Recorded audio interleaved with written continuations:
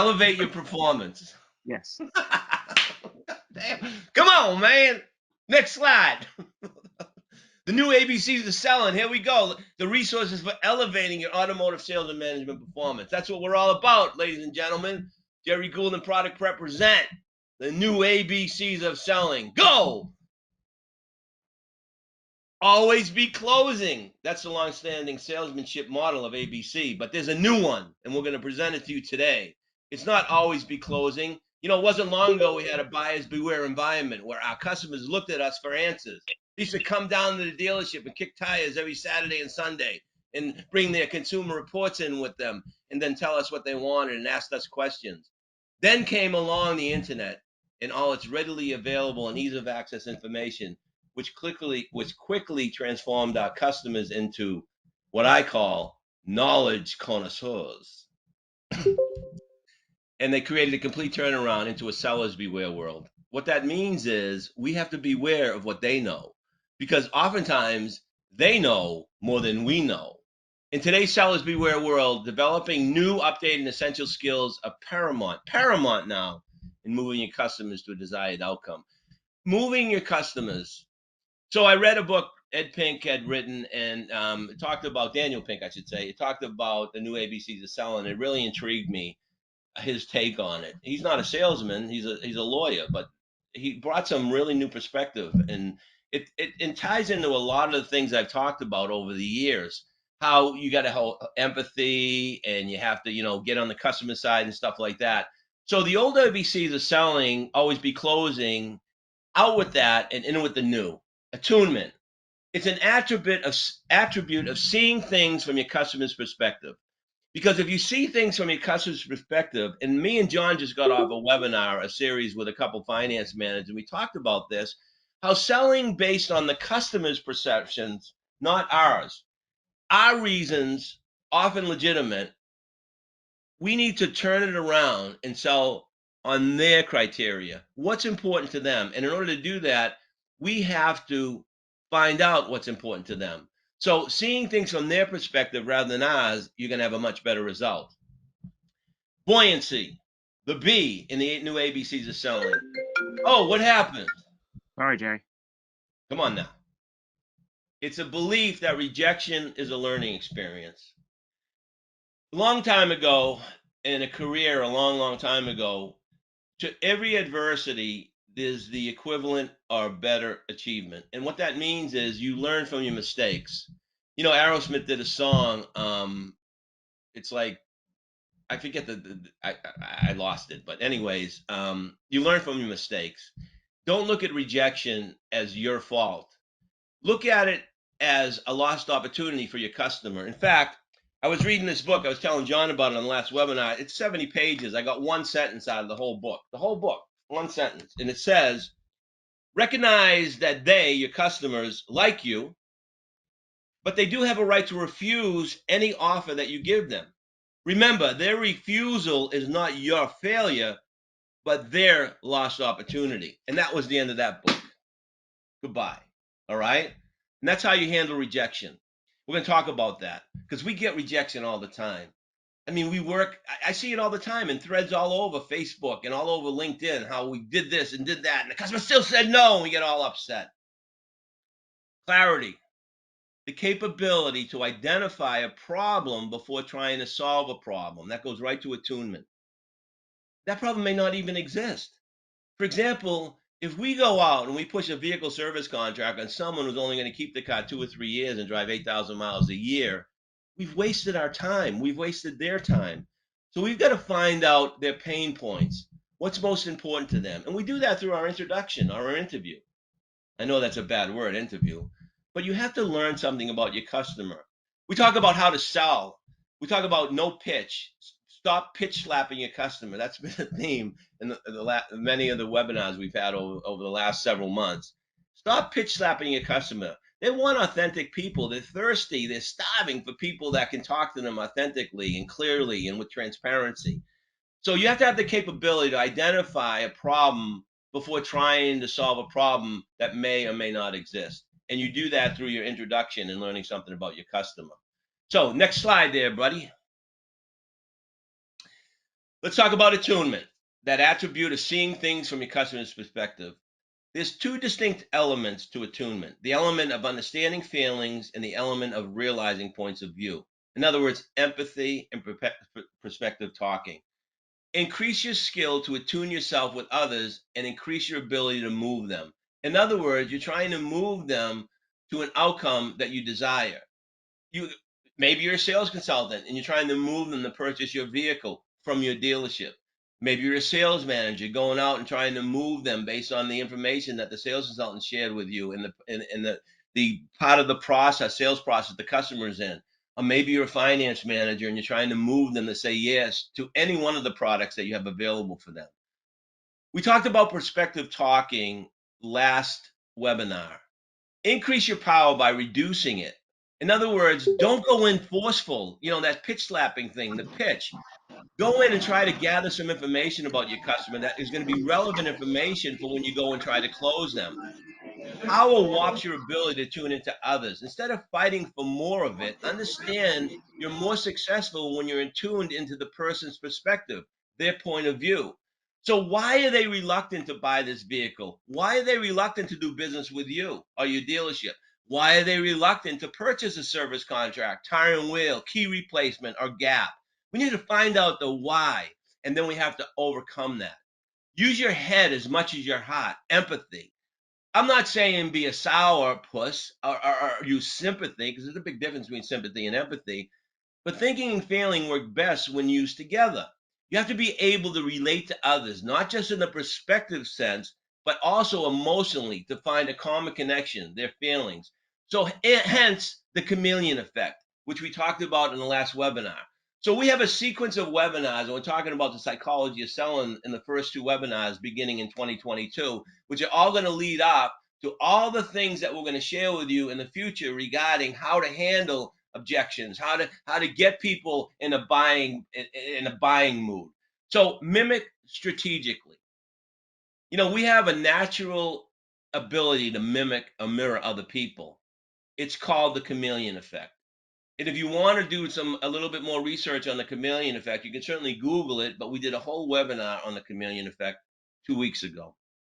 Our brains are wired to look to cues from others to see who we can trust. And people trust people who are like them. People like you. We talked about how getting people to like you, how hard do you have to work to get people to like you? Is it an easy task for you, or is it a hard task? Appearance has a lot to do with it. We talked about, the visual, the verbal, and the vocal effect that communication has, and how people size you up within the first 3 seconds of seeing you. So you got to take a look in the mirror before you go and talk to a customer. And I learned this a long time ago. In Disneyland and Disney World, every executive's office, on their way out the door, it lights up. You're on stage. It just reminds them to take a checkup from the neck up before you put your hand out there and shake the hand and say, "Welcome to Disneyland." So, deftly being able to do this in conversations and negotiations sets you ahead of the pack. So you can't mimic them, like make it obvious. You have to mimic them very strategically. We often talk about listen with the intent to understand what the customer's saying. In sales, we've always been taught to ask them a question and we know the answer because we're guiding them down this road to the sale. But listen to where your customer's coming from. Again, that leads to let's sell them based on their feelings, their criteria, their perspective. What motivations, concerns, and preferences do they have? You find that out and you have truly understand what they want and why. And once you find those things out, your communication with them is much stronger and you're able to move them much quicker and with more ease. And that's what it's all about. When I talk about moving them, I'm talking about selling them. That's what it's all about. Next slide, brother. So, buoyancy, the belief that rejection is a learning experience. It is. You learn from your mistakes. And if you make the same mistake twice, shame on you. Okay. Rejection can come at any time during your presentation or sales process. Buoyancy is your belief that rejection can be used as a mechanism to move forward. People say, I often talk about when people say, I don't want it. After you do your menu presentation, which option works best for you? Nah, I don't want anything. What did they really say to you? I mean, control your emotions. They didn't say they didn't say they didn't need it. They didn't say they didn't want it. What they said is they didn't want to spend the money because everybody wants it.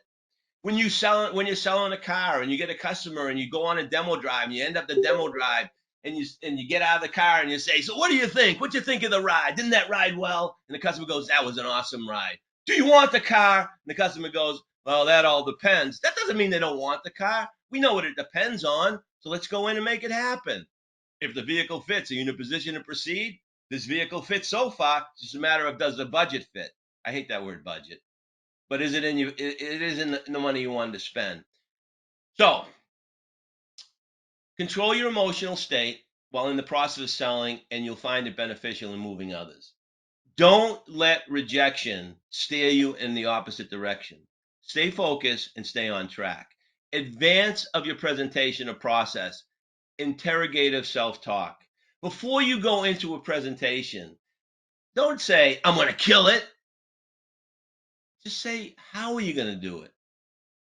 The more you think about the how and getting it done, the more your brain is going to seek out those hows. If you go in saying, I'm going to kill it, all you're doing is thinking about killing it, and you're not thinking about how to get to the end result. So the key here is not to declare, I will nail this presentation, but rather ask a question. Will I nail this presentation? And how am I going to nail this presentation? Asking will commit you to summon the resources and strategies to actually accomplish the task. Throughout your presentation or process, handle be buoyant and handle rejection. Positively ratios. I mean, I'm not a psychologist. I'm just throwing this stuff out there and trying to make sense of it. Stay cool. That's it. Just stay cool. People, you can say you're staying cool when someone says, I don't want it. I don't need it. I'm not going to buy it. The price is too high. But it shows in your face. I'll give you a perfect example. I was out to dinner with a client and we're trying to move his client to move a finance manager to another location within his group. And he was dead set against it. And I gave all the legitimate reasons. And then my client, at the end of the dinner said, Gerry, your emotion was all over your face. You had a really good point, and he wasn't taking it well, and you could read it all over your face that you're getting really ticked off that he wasn't figuring it out. You know what? I screwed up. It must have been a couple of those Tito's and sodas that made me get off track a little bit. But anyways, everything worked out to the benefit of everybody at the end. But stay cool. Negative thoughts often lead to undeniable conclusions. People read your faces. People read your body, your semantics. Positive thoughts will be productive conclusions. It's just that simple. You know, when someone says, your price is too high. Yes. And look at all it does. The service contract, $2,800. That's a lot of money. Yeah, I know, but look at all it does. Not, yeah, I know. Maybe I can discount it. That's not the way to do it. Stay positive. After your presentation, after you've given it all, and you ask the customer to buy, whether it's selling the car or selling finance options, explanatory style. When you lose the sale, what's your reaction? Do you run around the building swearing up and down? Be optimistic. Stay positive by recognizing the reason for the missed sale. Here's the deal. Was it your fault or was it their fault? Maybe you weren't knowledgeable enough in a rebuttal. Maybe you were too pushy. I don't know. You have to evaluate the situation and correct it for the next time. It's just that simple. Be optimistic, stay positive by recognizing the reason for the missed sale. If it was missed because of your outside or uncontrollable circumstances, just let it go. Let it go. I got to go talk to my accountant. Let's get him on the phone. He's not available right now. All right. When will he be available? Maybe at 6 o'clock tonight. All right. You stay there. It's only 3 o'clock. We've got 3 hours. Stay there and we'll call him. I don't know if that's the way to do it, but stay positive. On the other hand, if it was missed as a result of your actions, listen, pick yourself up and commit to improve. That's it. Determine what was at fault, what you could do better next time, and just do it better next time. I often talk about when I'm training and coaching finance managers, sales consultants. how happy I get, and how, when I'm so joyed to go see them. I'm so happy to go see them when they talk about how their results got better and better and better because they utilize some of the coaching skill, some of the things that I share with them, some of the things that other people share with them, some of the things that we use on these webinars. And as a result, it elevated their performance. And that's really cool. So you have the resources. How many hours, Damien? 72 hours? Yeah, 70 hours. 70 hours of this type of material that you can research and find the answers. So go seek out those answers when you get defeated on your own behalf. Next slide, buddy.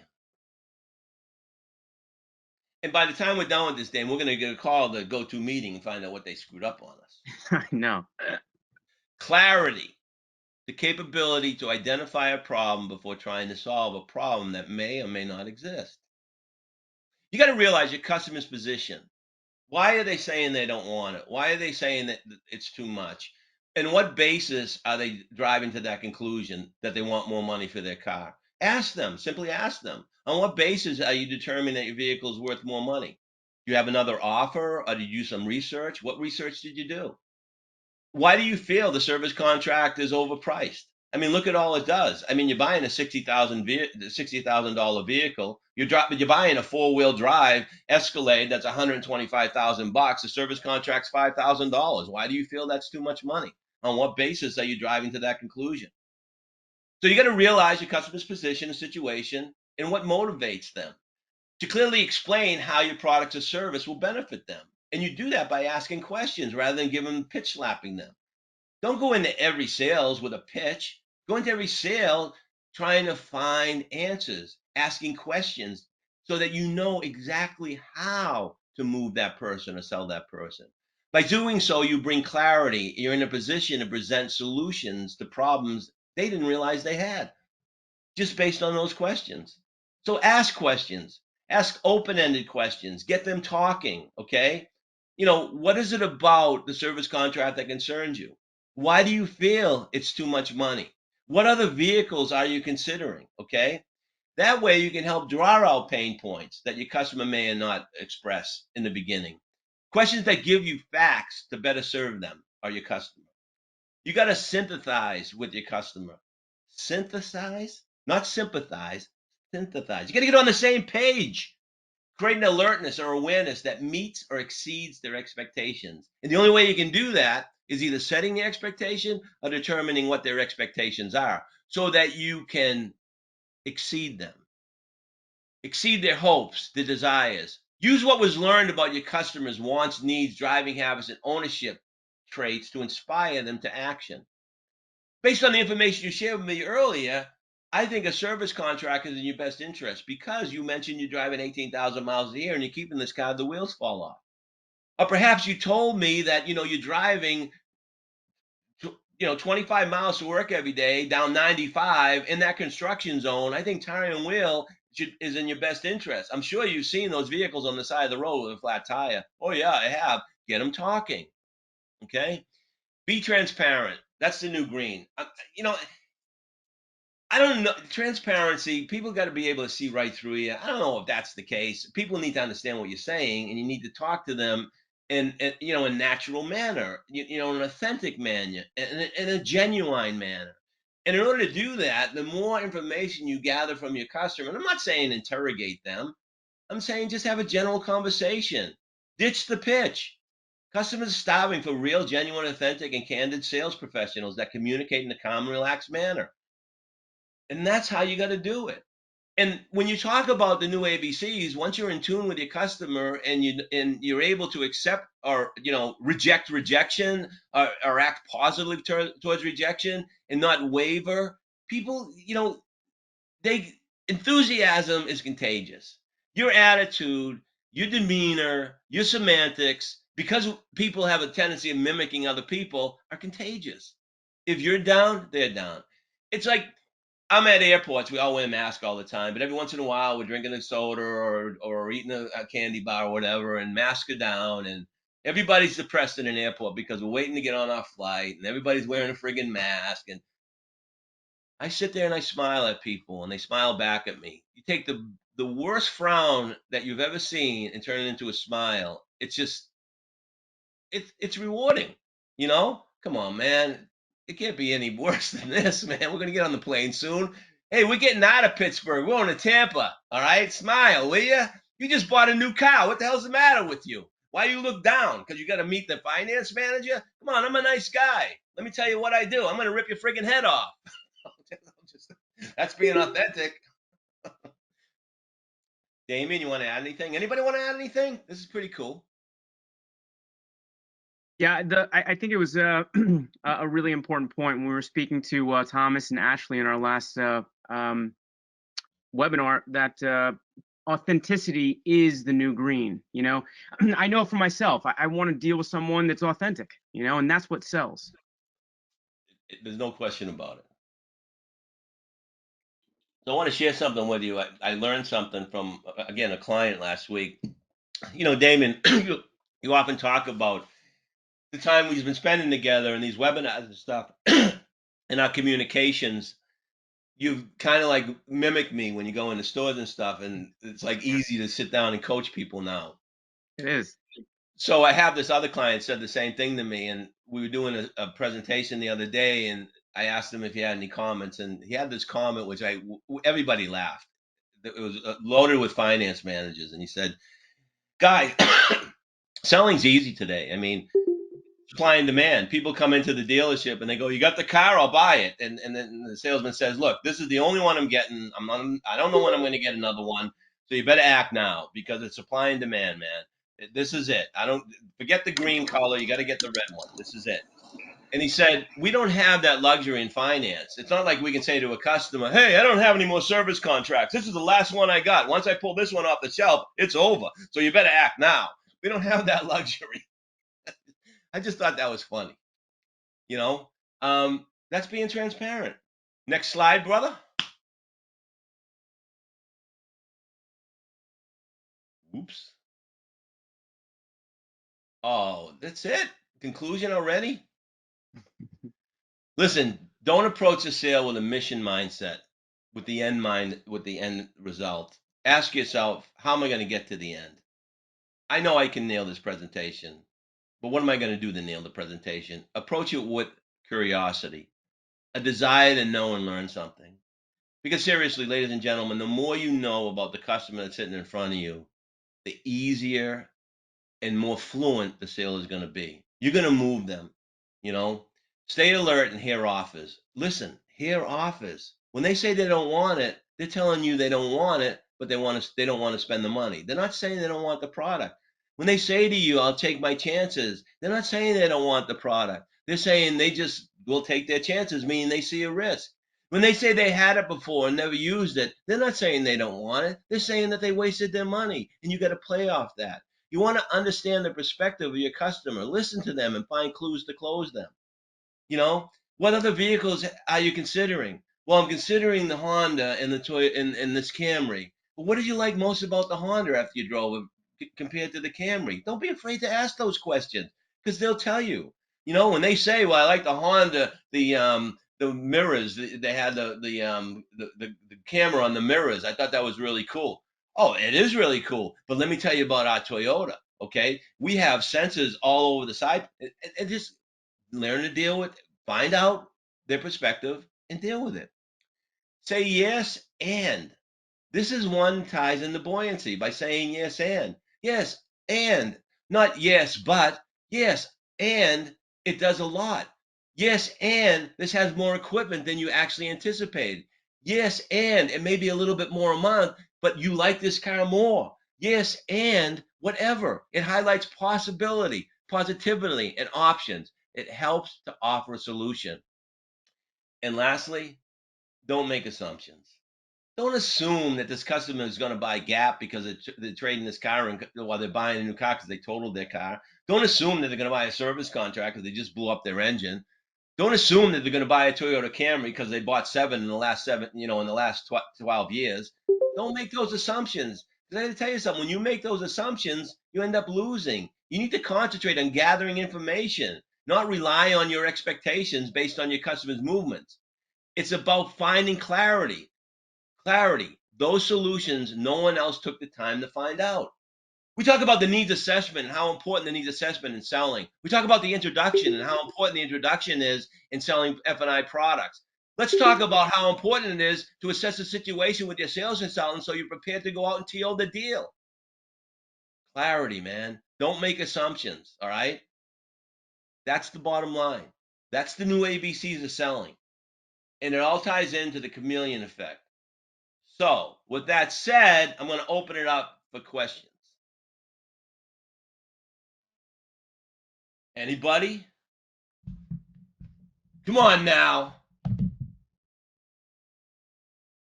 Well, so Gerry, I mean, what you're asking to do, you mentioned a story about a finance manager that was the finance director, and he didn't really increase his PVR product penetration because he was resistant to change. So you got to have an open mind, right? Let me tell you that. You want me to tell you that story? Yeah. All right. So I have a client who has eight. He has a couple franchises. He has 8 finance managers, and I often do a leaderboard for my clients, and that leaderboard sets them up on a totem pole, performance wise. And we went year over year, and I got a 20-year veteran, the most tenured guy in the group. Everybody looks up to this guy. He's been with the dealership 20 years. He's in his mid 40s. I mean, he's not, not older. He's been, he went from sales into finance, been doing finance for about 12 years now. And they have finance managers that have been doing it 2 years, a couple of people doing it 6 or 8 months, and we did a year over year comparison. In this group, has nothing to do with my coaching. It's they did it, averaged a $200 increase year over year. Some of the finance managers went as much as $300 a car, and some of them went as much as 200. It all averages out to approximately $200 for the whole group. This particular gentleman, we're going to call him Pat. He only went up $58. In his product index, the amount of products he sold per deal didn't even move. He can sell service contracts like they're going out of style in a Honda store, up 48%. He averaged 42 for the year end.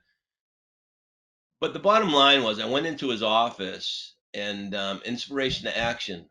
I took the totem pole, I took the leaderboard, and I said, Pat, let me ask you a question. How does it feel to be 20 years in this business, the most tenured guy in F&I in the group, and be last in the totem pole as far as achievement year over year?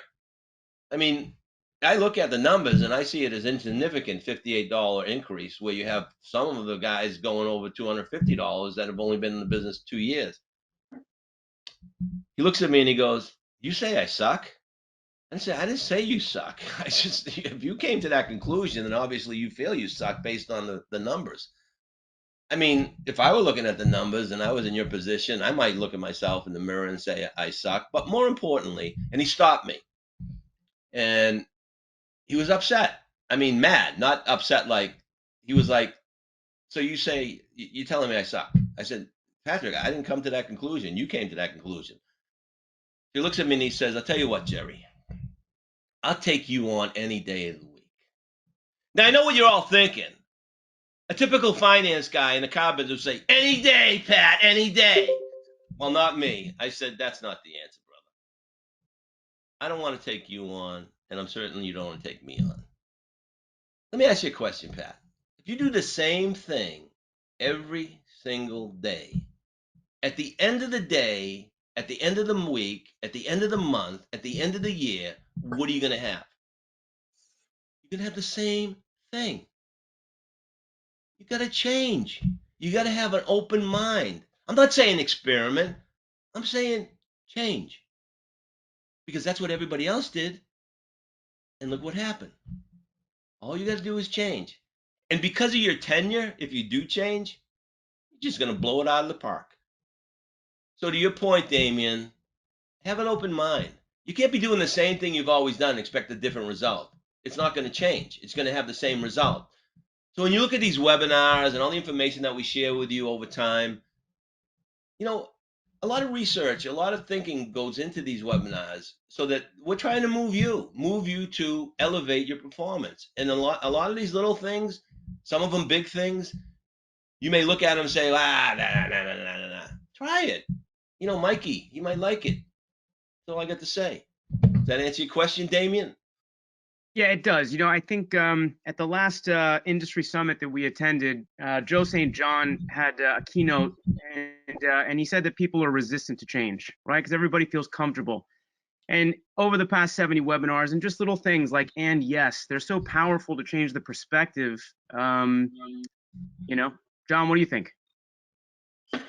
I think at the end of the day, if you're not internalizing your performance and you're not looking to grow on a regular basis, you're going to become stagnant. It sounds like that's a perfect example of someone who's been doing it 20 years, probably not doing it poorly, but certainly not looking to improve. And I think part of these webinars is to take small nuggets of things that you can move into your daily practice and routine to better yourself.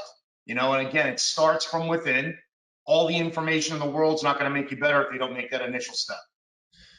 John, I'm going to play off of what you just said. This is important. We can share with you all the closes in the world, all the things that are going to manipulate and maneuver customers to say yes. And we do that often. But it works so much better when you're attuned to the customer. It works so much better when you talk clear to the customer and you're transparent with the customer. This is 2022, and people seriously are looking for authenticity, genuine people, transparency. And the more you're willing to accept that, and the more you're striving towards that, you're going to have a much better result. That's why I started this year with the psychology of sales, because we talk about how to handle when someone says no. We talk about what to say after you ask, what's your concern with the vehicle service contract? What's your understanding of the cost to replace those tires? What are we share all the word tracks and all the ways to move people to say yes. But at the end of the day, it doesn't work as efficiently or effectively as if you follow the basic principles of selling. To just throw a set of keys at the customer and say, "There's your car, buddy. Get in it. Take a test drive. What do you think? Let's talk numbers." It's old school. It works, but not as well as this stuff. We talk about all the updating your software. Your computer's updating, your phone's updating, everything, your TV's updating, constantly updating software. Every app you have, continuously updating. It's time that we took a look in the mirror and updated our software. That's all I'm saying. That's all we're all saying. So just get out there and update your software and go and kill it. That was awesome. Does anyone else have any comments or questions or feedback? No one's going to John, challenge me. your hair looks great today, John. Oh, thank you. What Yes. about my hair? I'm growing it long. Wow. I love it. All right, Off so we go, baby. what's next? What's that? What's next, Gerry? I think Oh, Mike and Andre has the best chair. what's that? Mike and Andre has the best chair, I think. Thank you, Schaefer. That's true. We get comments for hair, but we don't get comments on the training. Oh, man, no one ever compliments me on my hair. You got a nice beard, Mike. You got a nice beard, buddy. I shaved it. You shaved it. You shaved the beard? Oh, man. I think what's next is process. We're going to talk about process, how to put what we talked about in clarity and the new ABCs of selling into a process. From the sale, just moving down the sale, the sequence of the sale, and when to apply these principles that we just shared with you over the past couple months. So I'll think of a theme over the next couple of days, and we'll get it out to you guys, and we'll tie it all together, and we'll share with you the complete variable ops process. I want to share one thing. We had a lot of conversation on our last webinar, and Gerry, I think you could agree. I like to hear what happens on a day-to-day basis with all these people that are on the webinars, and we find these little pieces of gold. Both of us found at least 3 things that we can use both in training and having conversations with finance managers and sales consultants in the field. I love the participation on our last webinar, and I would love to have everyone share something that they're doing or that's effective for them. It'll only help broaden our horizons and help us to train at a better and higher level, as well as share that with you guys. I'll tell Yeah. you what, then, John. I think that's a really good thing, and I think if we reach out to everybody that's been on this webinar and people who want to attend the webinar, let's have an open mic night and just go in. I mean, I started the webinar this morning at ask me a question. What's on your mind? How was your month? What obstacles did you face? What do you want to talk about today? I think let's do it. Let's give it a shot. Let's do an open mic. What do you think, Damien? Yeah, I think that's a great idea. I thought Ashley's mileage on the VSC close Yes. that it was awesome. I hadn't heard that before, and that was a really good pitch that Well, Ashley had. We had Thomas on as well, and he leaves a wide, an ability to charge your phone in 2 different fashions, which allows them to put their cell phone on a desk and have a nice approach and conversation about, what protections they have on the phone. You see that they have a case. You ask them about Apple Care. You talk about their watch. You talk about technology in a vehicle. Those are the little nuggets that I think everybody can gather from these webinars and these trainings and utilize on a day-to-day basis.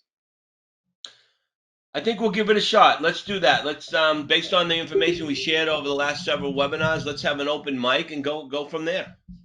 Sounds good. Awesome. We'll draw Awesome. candidates in, huh? This presentation, as well as all 70 others, are available at Product Prep. So thank you, Gerry. We appreciate it, and we'll see you in 2 weeks. Do we make the announcement? Which one?